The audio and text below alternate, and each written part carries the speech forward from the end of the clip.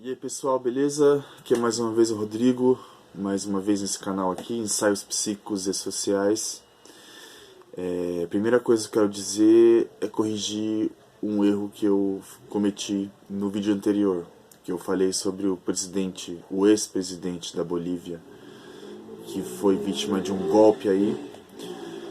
Ele foi obrigado a sair do seu cargo, né? Foi assumido aí por uma presidenta interina, neopentecostal, blá blá blá, enfim, com direito à Bíblia e militar.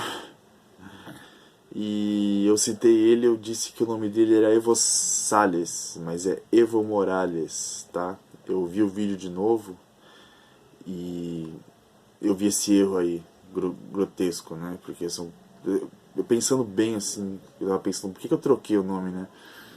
Daí o Salles me veio o Ricardo Salles na mente, né? O ministro da destruição do meio ambiente atual, né? E são pessoas completamente diferentes, né? Muito diferentes. É uma ofensa pro Evo Morales que eu cometa esse tipo de gafe, né? Mas enfim, o erro tá aí consertado, tá? O nome dele é Evo Morales, não Evo Salles. E inclusive o Freud, ele tem um texto que fala sobre troca de nomes, assim, esses enganos que nós cometemos, né? Que tem a ver com o trabalho do inconsciente e como o Ricardo Salles ultimamente está bem presente no nosso inconsciente, né? Aí coletivo. Então eu acho que é um erro até comum. Deixa eu falar. Hoje eu quero falar de um texto, de um livro aqui que eu tô lendo, relendo, um livro muito interessante.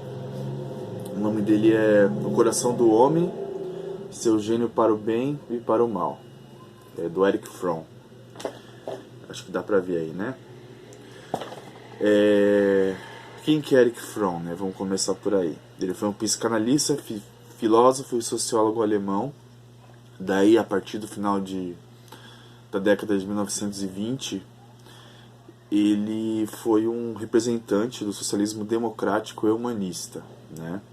Ele nasceu em 23 de março de 1900 na Alemanha e morreu no dia 18 de março de 1980 na Suíça, né? 80 anos aí de vida que o Erich Fromm teve. E nesse texto aqui ele fala ele faz uma análise, na verdade, né? Uma espécie de análise de como nós humanos temos tendências tanto para amar a morte como para amar a vida, né? Ele pega conceitos do Freud, de pulsão de morte e pulsão de vida, mas ele faz assim de uma forma bem particular nesse livro aqui. E ele faz uma análise assim, não só do macro social como do micro, né? E é uma análise que faz bastante sentido. Eu acho que dá para fazer um recorte aí para nossa realidade atual. E em especial quando ele fala do que seria o amor à morte, né? É complexo o termo, né? Claro que eu não vou me estender muito aqui, mas ele no começo do capítulo em que ele fala de amor à vida e amor à morte, ele cita aqui uma situação. Daí ele traz o conceito de necrofilia, né? Que seria esse tal de amor à morte aí. Daí eu vou ler para vocês, aí eu vou parando a leitura para a gente fazer uns recortes. Não conheço melhor introdução ao cerne do problema da necrofilia do que uma breve declaração do filósofo espanhol Unamuno, em 1936. A ocasião foi um discurso pelo general Milan Astray na Universidade de Salamanca, da qual Unamuno, né, esse filósofo, era reitor ao iniciar-se a Guerra Civil Espanhola. O lema favorito do general, esse general que estava aí na universidade, era Viva la Muerte. E um de seus adeptos bradou do fundo do salão, quando o general acabou de falar. Unânimo ergueu-se e disse: Acabo de ouvir um grito necrófilo e insensato. Viva a morte! E eu que passei a vida formando paradoxos que despertaram a ira da incompreensão alheia, devo dizer-lhes, como autoridade especializada, que este paradoxo bizarro me é repelente. O general Milan Astray é um aleijado. Digamos isso sem qualquer disfarce. Ele é um indivíduo da guerra. Assim foi também Cervantes. Infelizmente, há demasiados aleijados na Espanha agora. E cedo haverá ainda mais se Deus não vier em nosso auxílio. Dói-me pensar que o general Milan Astray deva ditar o modelo da psicologia da massa. Um aleijado desprovido da grandeza espiritual de um Cervantes está habitado a procurar sinistro alívio, provocando mutilação em torno de si. Quando ele fala do termo aleijado, ele não fala exatamente de aleijado fisicamente, né? Ele usa aí uma metáfora para falar que essas pessoas que amam a morte, de certa forma, são aleijadas, né? De uma questão mais psíquica, né? Daí, enfim, ele disse isso, né? E após isso, né? Ante isso, Milan Astray não pôde mais conter-se gritando, o general, né? Abaixo a inteligência, viva a morte. Houve um clamor em apoio a essa interjeição, partindo dos falangistas. Mas Unamuno continuou. Este é o templo do intelecto, e eu sou seu sumo sacerdote. É você que profana seu sagrado recinto. Você ganhará porque dispõe de mais do que suficiente força bruta. Mas você não convencerá. Para convencer é mister persuadir.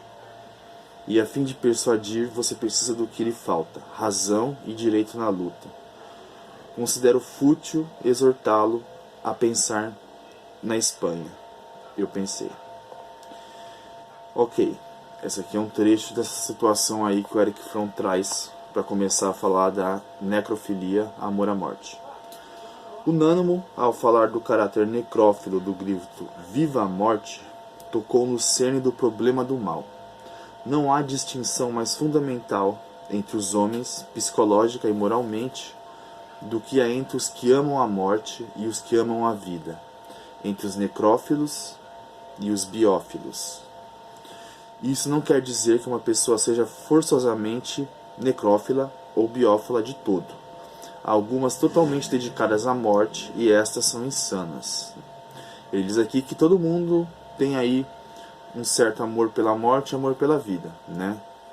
Mas existem certos seres em que isso vai abrangir e ele chama de insano, né? Esse amor à morte. Ele fala, há outras pessoas inteiramente devotadas à vida, e elas nos impressionam como tendo atingido a mais elevada meta de que o homem é capaz. Na maioria, acham-se presente as tendências biófilas e necrófilas, mas em várias misturas. O que importa nisso, como em todos os fenômenos vivos, é saber qual a tendência mais forte, de molde a determinar o comportamento do homem. Não a ausência completa ou a presença de uma das duas orientações, né? Tem mais ou menos a ver com o que eu disse aqui, né? Saber qual tendência em cada ser humano é mais forte, se é o amor pela vida ou se é o amor pela morte. Daí ele continua. Literalmente, necrofilia significa amor aos mortos, assim como biofilia significa amor à vida. O termo é costumeiramente usado para designar uma perversão sexual, qual seja o desejo de possuir o corpo morto e de uma mulher para relações sexuais ou o desejo mórbido de estar na presença de um cadáver, né? Ele cita aqui que realmente, quando a gente pensa em necrofilia, a gente vai pensar nessa perversão sexual que é a atração por morte, né? Por corpos humanos, ter relações com um cadáver, né? Ou estar na presença dele e sentir alguma satisfação nisso. Só que ele está querendo dizer também que vai além disso, né? Quando ele fala de necrofilia, ele vai estender um pouquinho mais o conceito para além da perversão sexual. Mas, como ocorre a miúde, uma perversão sexual apresenta apenas a imagem mais ostensiva e clara de uma orientação encontrada em muitas pessoas sem mescla sexual alguma. Esse ponto. Quando ele fala de necrofilia, existe aí uma tendência também de que essa necrofilia, esse amor à morte, não seja necessariamente ligado a uma pulsão sexual. Dele cita de novo o Nano Humo, né, o filósofo lá que contestou Viva la Muerte, viu nitidamente isso ao aplicar o nome necrófilo ao discurso do general. Ele não deu a entender que o general estivesse obcecado por uma perversão sexual, mas que odiava a vida e amava a morte. Estranho como pareça, a necrofilia, como orientação geral, nunca foi descrita na literatura psicanalítica, apesar de ser relacionada com o caráter anal-sádico de Freud, bem como o instinto da morte também dele, né? Bom, quando ele diz caráter anal-sádico do Freud, é um conceito aí que Freud traz quando ele estuda a sexualidade, em especial a sexualidade infantil, e é um contexto que eu não vou entrar em detalhes agora, mas ele está querendo dizer que essa coisa da necrofilia não foi descrita na literatura da psicanálise, né? Apesar da pulsão de morte ser um conceito mais usado, né? Classicamente. Daí ele fala, né, que não foi muito, apesar dele citar no caráter anal sádico e no instinto da morte, embora mais adiante tentarei examinar essas conexões. Passarei agora a dar uma descrição da pessoa necrófila. Vamos lá, aqui é o ponto interessante. Central. A pessoa com orientação necrófila é atraída e fascinada por tudo que não é vivo, tudo que está morto. Cadáveres, decomposição, fezes, sujeira. Necrófilos são as pessoas que gostam de falar de doença, de enterros, de morte. Enchem-se de vida justamente quando podem falar de morte. Um exemplo nítido do tipo necrófilo puro é Hitler. Ele era fascinado pela destruição, e o odor da morte era-lhe doce. Conquanto, nos anos de sucesso, pode ter dado a impressão de só querer destruir aqueles a quem considerava inimigos. Os dias finais, do crepúsculo dos deuses, mostraram que a sua mais profunda satisfação consistia em assistir à destruição total e absoluta. A do povo alemão, a das pessoas que o rodeavam e a de si próprio, né? Lembrando aqui que Hitler cometeu suicídio. Ele traz aqui um relato da Primeira Guerra Mundial, malgrado não comprovado, né, meio que talvez de boca a boca, mas faz sentido. Que esse relato diz que um soldado viu Hitler parado em estado de transe, contemplando um cadáver em decomposição e sem querer afastar-se. Ele estava contemplando ali um cadáver se decompondo em estado de transe, né? Logo, leia-se que ele estava sentindo um certo prazer nisso, talvez, né? Daí, tem um parágrafo aqui, que dá pra gente recortar e trazer pra nossa realidade, que diz que os necrófilos moram no passado, nunca no futuro. Seus sentimentos são essencialmente sentimentais, isto é, alimentam a memória dos sentimentos que foram sentidos ontem, ou assim acreditam. São frios, distantes, devotos da lei e da ordem. Seus valores são exatamente o inverso dos que ligamos à vida normal. Não a vida, porém a morte, é que os excita e satisfaz. Essa coisa do necrófilo morar no passado, nunca no futuro, tem muito a ver, assim, a gente pensar nesse saudosismo, por exemplo, da ditadura militar, né? No saudosismo de certas figuras que dizem que antigamente era melhor, vamos voltar ao que era antigamente, né? Esse amor ao passado geralmente sai da boca de pessoas que estão no poder, né? É só lembrar aí até da ressurreição do termo AI-5 aí, falando como se fosse bom dia, boa noite, né?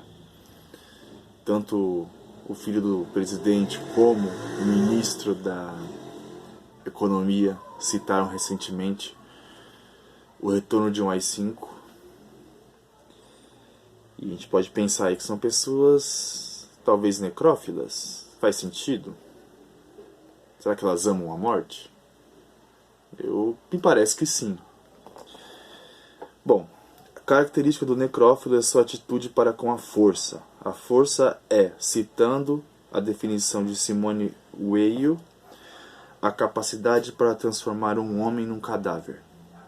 Assim como a sexualidade pode criar a vida, a força pode destruí-la. Toda força é, em última análise, baseada no poder para matar. Posso não matar uma pessoa, mas apenas despojá-la de sua liberdade. Olha que interessante. A questão da força, a gente pode pensar na força do poder, né? Só o poder pode nos despojar de nossas liberdades, né? Além de nos matar, né?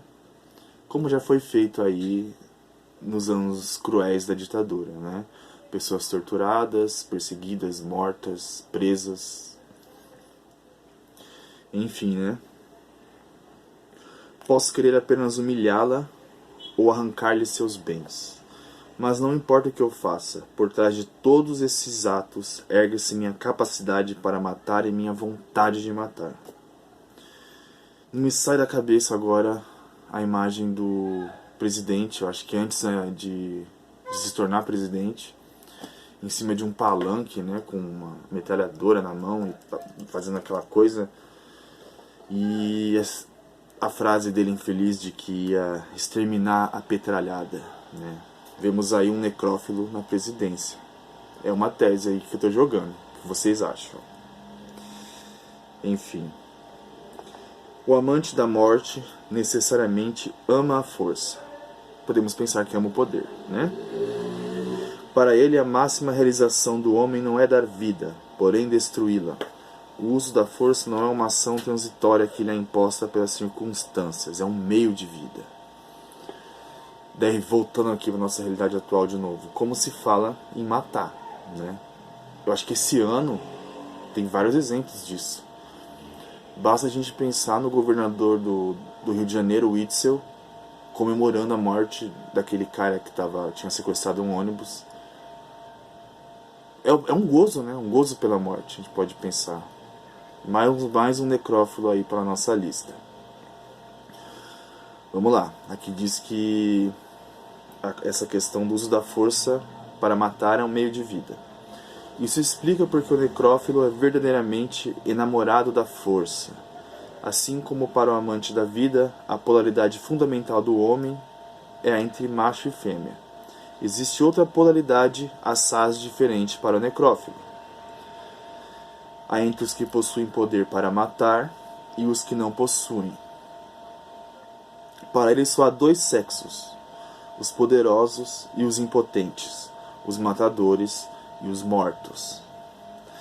Está apaixonado pelos matadores e despreza os que são mortos. Essa coisa de apaixonado pelos matadores, mais uma vez recortando a realidade, vamos pensar nas homenagens feitas ao Ustra, um dos maiores torturadores e assassinos da ditadura. As homenagens feitas aos torturadores em geral, né? Isso emergiu aí com esse governo, né? Não vamos fechar os olhos para a realidade. Não raramente tende-se de considerar literalmente essa expressão de estar apaixonado pelos matadores. Eles são objeto da atração e fantasias sexuais dele, olha aí. Só que menos drasticamente do que na perversão mencionada acima ou na necrofagia, o desejo de comer um cadáver, que pode ser encontrada não raramente nos sonhos das pessoas necrófilas. Sei de muitos sonhos de necrófilos em que eles têm relações sexuais com uma mulher ou homem velho, pela qual não são atraídos fisicamente de forma alguma, mas a quem temem e admiram por seu poderio e destrutividade. Daí eu pensei nos admiradores fanáticos do atual presidente, né? Aqueles mais extremos que o defendem até o último. E será que não existe aí uma atração sexual por ele reprimida? É uma hipótese, né? Eu acho que faz um pouco de sentido aí. Vamos lá. A influência de homens como Hitler ou Stalin reside exatamente em uma ilimitada capacidade e disposição para matar. Por isso foram eles amados pelos necrófilos. Olha só, eu acabei de falar, eu acabei de ler. Quanto aos restantes, muitos os temiam e preferiam admirar em vez de tomar consciência de seu medo. Muitos outros não sentiram a qualidade necrófila daqueles líderes e viram neles os construtores, salvadores, bons pais. Eu acho que nem precisa explicar, né? Se os líderes necrófilos não tivessem fingido ser construtores e protetores, o número de pessoas por eles atraídas não seria sido bastante para ajudá-los a tomarem o poder. E o número dos repelidos por eles provavelmente em breve teria levado a sua queda. Daí eu estou usando um pouco a imagem do presidente como uma figura necrófila, mas a gente pode pensar numa nação necrófila, num senso comum necrófilo, né? Só a gente pensar o circo e o espetáculo que foi, por exemplo, essa semana, ontem, né? O velório e o enterro do apresentador Augusto Liberato, né? Ou pensar a fixação que as pessoas têm por esses programas de tragédias que falam de morte o tempo todo de uma forma sensacionalista, né? Como a morte atrai, né? Como as pessoas de fato, e eu estou falando de talvez de uma coisa inconsciente, não admitida, de um certo amor pela morte, um fascínio pela morte. Eu acho que a gente pode pensar um pouco nisso, né? Eu acho que faz um pouco de sentido. Enfim, se vocês estiverem achando que eu estou viajando, eu deixo aí os comentários, tá? Vocês podem comentar e falar, você está viajando. Eu acho que não é isso não. Mas me parece que sim. Né? Vamos lá. Eu acho que se eu ficar lendo aqui vai ficar um vídeo muito longo. Mas é que é muito interessante o texto. Vamos lá, eu vou tentar fazer um fechamento aqui, tá? Enquanto a vida se caracteriza pelo crescimento de uma maneira estruturada e funcional, a pessoa necrófila ama tudo que não cresce, tudo que é mecânico. Daí a gente pensa um pouquinho, dá pra pensar em desumanização, né? E coisificação. Como a gente, numa cultura de consumo capitalista neoliberal, a gente tende a amar objetos, né? Ao invés de amar as pessoas. Daí quando eu falo em amar objetos, sabe o que me vem à mente? Eu até pensei nisso mais cedo. Uma propaganda, se não me engano, é do Mercado Livre, em que a pessoa recebe a mercadoria dela e toca uma música romântica, ela abraça a mercadoria. Eu não lembro se é do Mercado Livre. Mas me veio essa imagem à mente, assim, sabe? Eu acho que isso é um sintoma da nossa sociedade de consumo, mas também me leva a pensar nessa coisa da necrofilia presente no nosso, talvez, inconsciente coletivo. Não sei, vamos lá. Daí falando das características da pessoa necrófila. Ela é impelida pelo desejo de transformar o orgânico em inorgânico, de aproximar-se da vida mecanicamente, como se todas as pessoas vivas fossem coisas, ou seja, a coisificação do ser humano. Todos os processos, sentimentos, pensamentos vivos são transformados em coisas, memória em vez de experiência, ter em vez de ser, é o que interessa. Sociedade de consumo, né? O necrófilo pode relacionar-se com um objeto, uma flor ou uma pessoa, somente se possuir essa. Por isso, uma ameaça às suas posses é uma ameaça a ele mesmo. Se perder a posse, perderá contato com o mundo. É por isso que deparamos com a reação paradoxal dos que preferem perder a vida do que as posses. Apesar de, ao perder a vida, o que possui cessa de existir. Ele gosta de controle, e no ato de controlar ele mata a vida. Teme profundamente a vida, por ser esta, pela própria natureza, desordenada e incontrolável. Daí a gente pensa na vida em si, é caos, né? A gente vive caos, o ser humano é caos, a sociedade é caos. Daí quando surge uma autoridade falando de ordem, vamos manter a ordem, ou alguém que vem traz o termo balbúrdia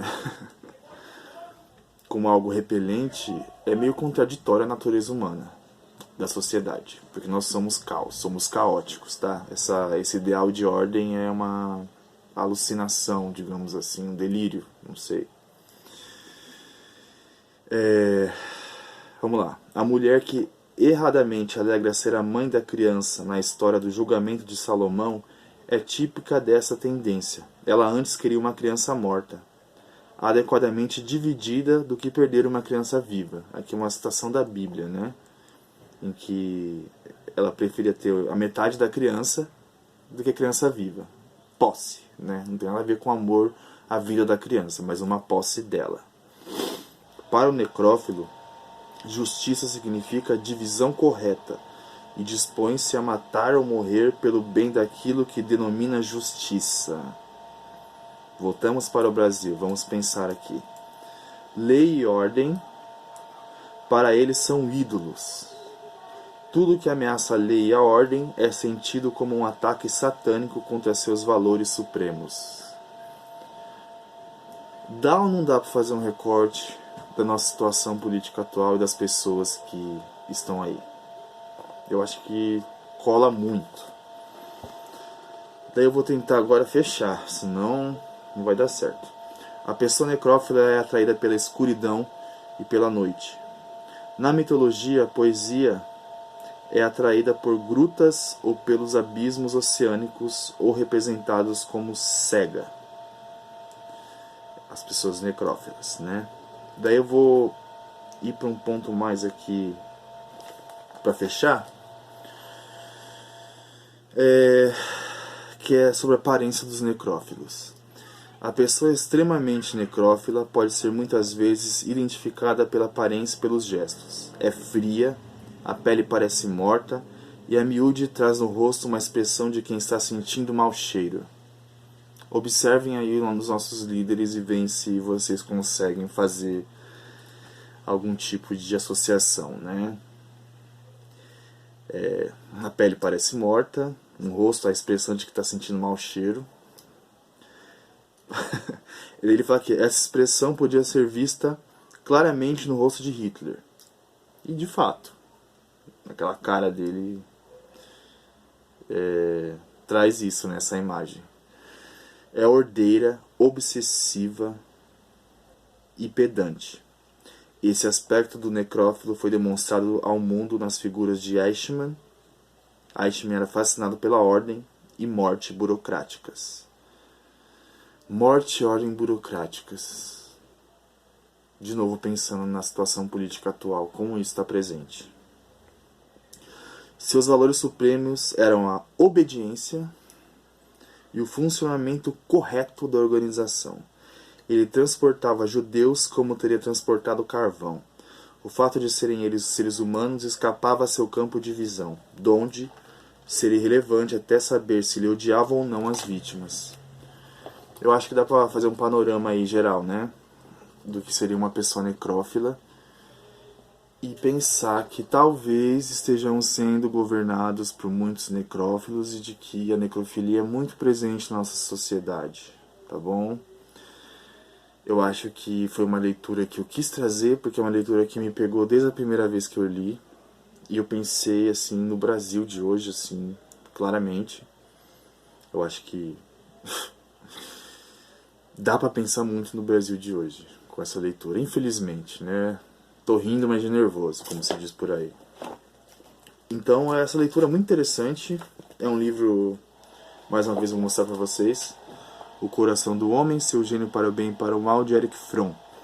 Não é muito fácil de encontrá-lo, mas em sebos, na estante virtual, é possível que tenha.